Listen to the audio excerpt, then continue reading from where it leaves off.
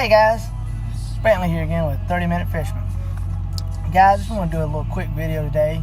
Just give you a little quick tip that is something that I try to do.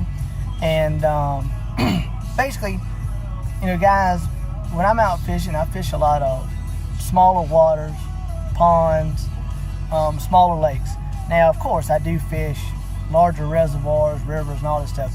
But by and far, a lot of times, especially when I know I have a limited amount of time, I gravitate towards these, smaller waters, again, smaller lakes, ponds, things such as that, because, it doesn't take as long to figure out the puzzle there.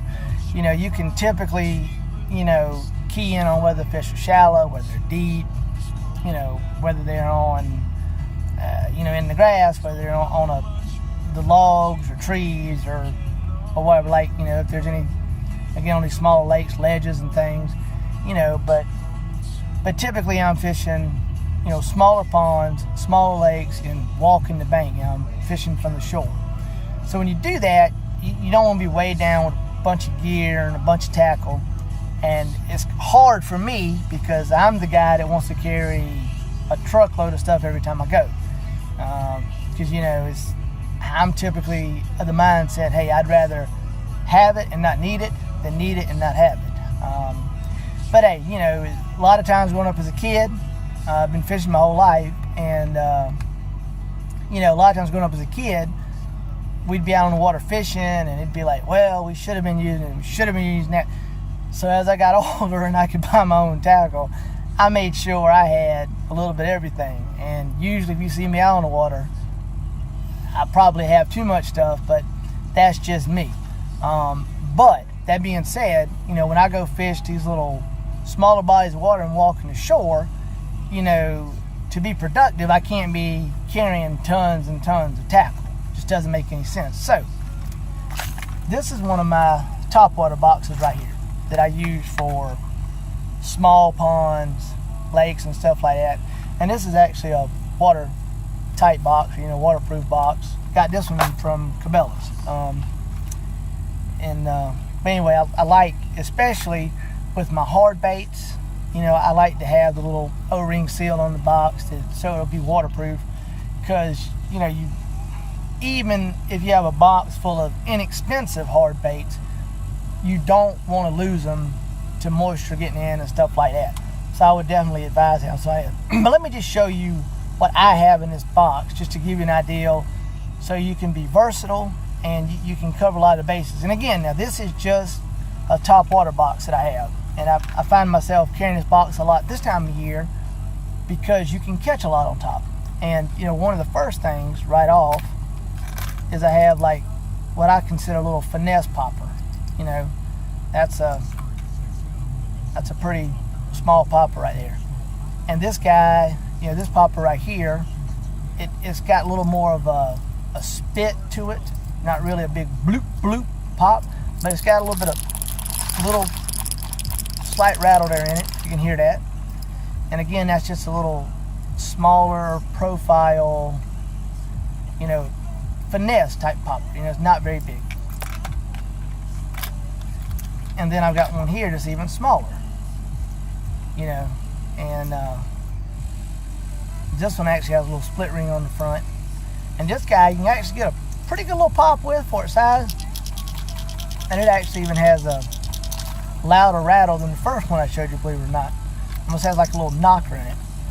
But, these two poppers, again, a lot of times when you're fishing these smaller waters, bait's not necessarily as big. And you throw these smaller little finesse poppers up in the shallows, and a lot of times you'll get more action on these than you would a great big popper or some other type of topwater. And actually, both of these little poppers, you can actually walk them. Both of them will walk. Now, I mean, they're not the best. I've got walking baits in here that will walk better than them, but you can still get a nice little walk out of them if you want to, or you just pull them straight and get a pop. So you can pop them and walk them. So again, that goes back to the versatility thing.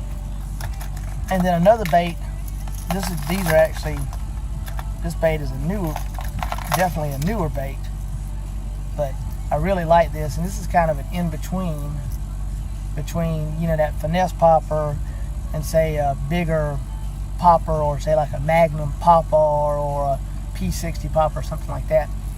And this is the little Booyah Prank, and if you see that, you know, it's got the little lip there on it, like a crankbait square bill basically, and it's got a split ring on it too. And I've had some really good luck with it so far, and I just really like all the versatility of this bait, because again, nice little rattle in it. You can cast it out. You can actually get a little bit of a bloop bloop pop with this, but really what it does is actually, again, kind of just sprays water out in front of it. Gets a little splash right out in front of it, so you can splash it and then you can swim it with that little lip. You splash it, swim it, splash it, swim it. And a lot of times this little guy has been a deal, guys. You know, I got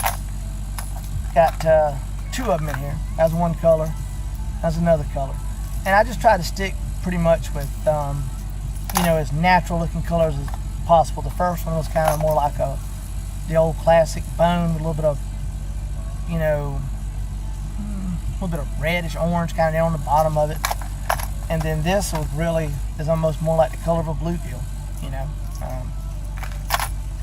So that's two baits so far, and yes, so far it's been two poppers, and what do you know, gonna be a third popper. But of course this is a bigger, fatter body popper, like a Magnum popper, what I would call it. And you notice this one also has that slanted lip on it. So this popper right here, you can get, again, you can get a good pop out of it if you want to, with just a straight, you know, a good kind of quick straight pull. You can get a little bloop bloop, but you can also get a nice little walk out of this guy, and again, got the rattles in it.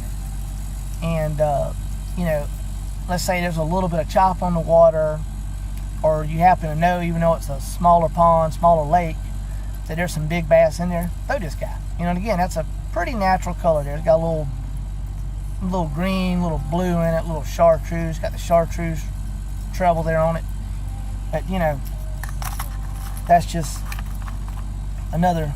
And again, you know, I love poppers and these smaller, or popping baits or poppers into smaller waters. You know, on the, you know, they just really work good. And even in the larger lakes, you know, I'm a big fan of poppers. So you'll always, if there's a topwater bite going on, I'm usually going to have some type of popper tied on. But that's not the end all be all. I do other things too. And then here's a this is a little more upscale, more expensive popper. This is actually a Yellow Magic, you know. And again, this one doesn't really have that loud pop to it, that loud bloop. You know, it more sprays water out in front of it, and it actually has, you know, some really good rattles in it. So again, this is a bigger bait, but it's also different than the other baits I showed you so far. And it, like I said, it's more of that spitting, you know, it spits water more so than anything. And also you get that nice, real nice walk out of this one. This one walks real good.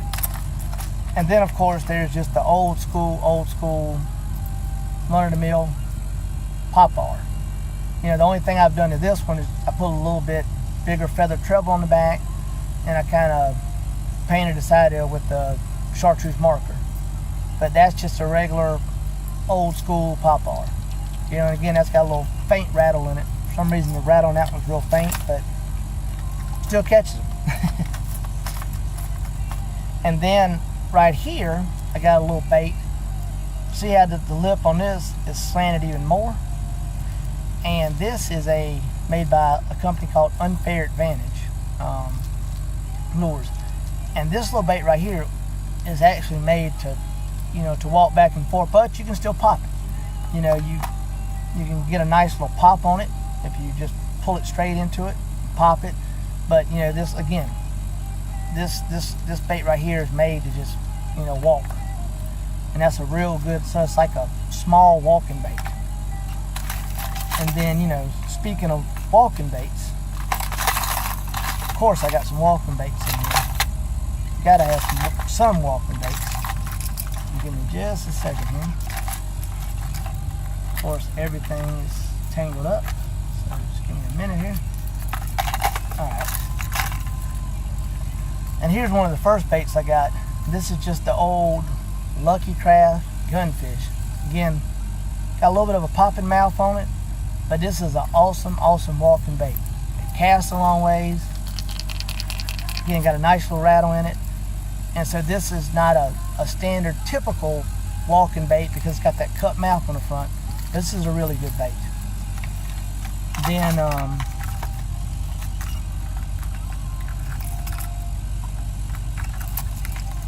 see here.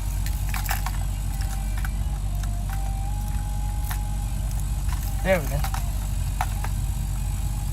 Alright, got it loose. So then here we have just a regular old Lucky Craft Sammy. You guys have probably seen this bait, heard of this bait, probably have some. It's a great bait. And again, this thing just walks the dog like a dream. It casts a mile. You know, a little bit different rattles in it than that gunfish. You know, the gunfish had more of a knocking type of rattle. And then here's a little bit longer bait, but if you notice it's long and skinny. And this is an Ima skimmer. Actually, the Ima skimmer grande. You know, and you can see this big hooks on this guy, really big hooks. I actually really like the hooks on this bait.